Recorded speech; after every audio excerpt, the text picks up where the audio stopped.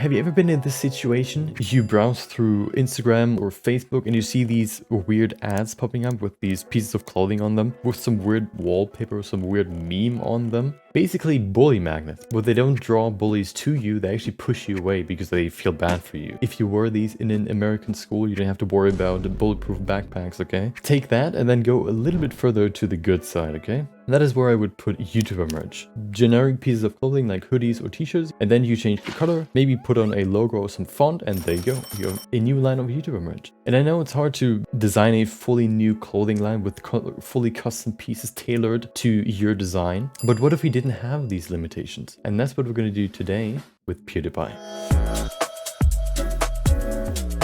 So for the merch, I wanted to create two outfits. We have two themes basically for PewDiePie's merch. We have first of all the meme merch or whatever, his personal merch you could say. And then we also have the Suki merch right here. I think it's more like a, like an actual fashion brand. So I wouldn't really call this YouTuber merch, but I still wanted to create an outfit in this theme, which you can see right here. Just like ogres or onions, this has multiple layers as well. Going from top to bottom, we have the hat right there. Then we have the top, which is basically two pieces. I wanted to go with these colors here. Strawberry, vanilla, and chocolate, okay. Here we have the vanilla sweater, kind of going with the theme of the whole thing, oversized, nice and comfortable. For the pants though, I wanted to go with the theme that kind of Suki follows, which is basically this Japanese Asian culture inspired clothing. I wanted to go with these ninja pants. You can see they're heavily inspired, you know, we're all about copying and pasting.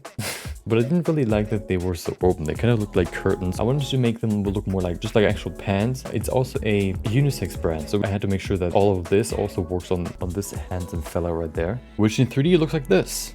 But it kind of looked a little bit too much like my local plumber or technician or astronaut. So I kind of wanted to bring it a little bit closer to the average YouTube enjoyer. Cut down on that juicy meat, close the bakery for now. And after the male and female models both had the makeover, it is time to head straight into my studio, into my tailoring studio, so I can show you exactly how I create my outfits.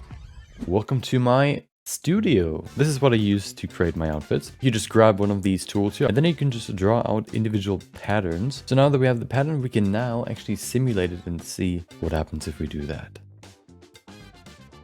Isn't that amazing? Copy and paste it again, move it to the back, add some sewing lines. There you go. And now we already have pants, and that's what I'm going to use to create all the different pieces of outfits. Create the specific patterns, sew them together, and then put them on our model. Sounds easy, right? No, it wasn't. See, there's this thing, how it's supposed to work, how the program is supposed to work, and then there's how it actually is working. This is how it's supposed to work, and this is how it's actually working. And I can't even blame the program because I'm the one that has to learn it. I used it before just once or twice, but I still haven't really, learned everything about it. And I used it like quite a while back, so I had to relearn everything again. Why am I telling you this? I don't know.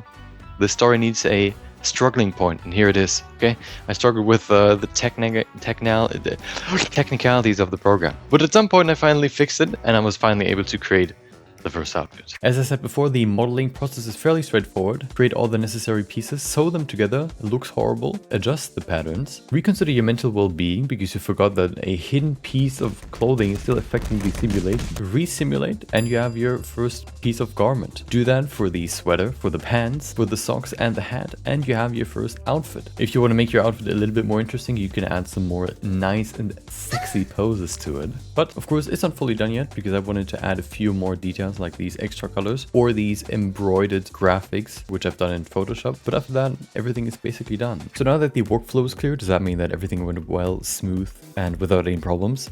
Well, I guess mostly.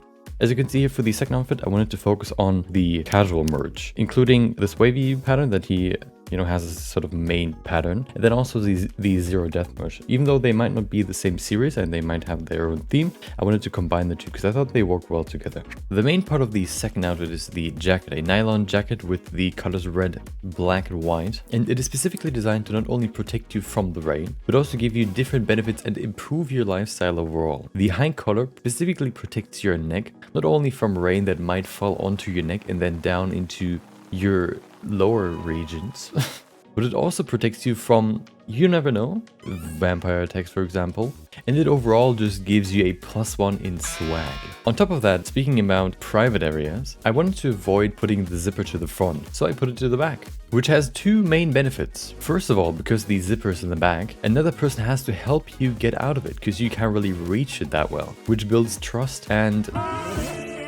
friendship between you and that other person. It is also easier to exit the jacket once the zipper is open. The pants are purposefully shorter to make sure that you always remember it might get cold outside and you should probably put on socks. For this outfit we also have a hat, which is a bucket hat with a 2-color design. And if you want it, you could actually turn it inside out. This one reminded me once again that I have no idea how you actually build hats.